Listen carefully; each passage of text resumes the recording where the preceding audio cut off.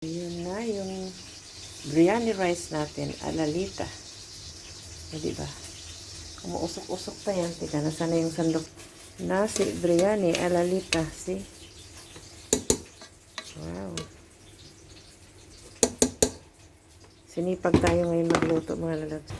Ayan, sinipag tayo magluto. Nagluto tayo ng nasi biryani or biryani rice. Tapos magluto din tayo ng ulam natin na rendang, chicken rendang. O, diba? Sinipag lang talaga ako ngayong araw magluto. Chicken rendang alalita. Sarap. Diba? Guys, dano po, kainan na. Ayan, nag-aso-aso pa. Diyos ko, sarap ng rendang ko. Chicken rendang. I-search nyo, guys.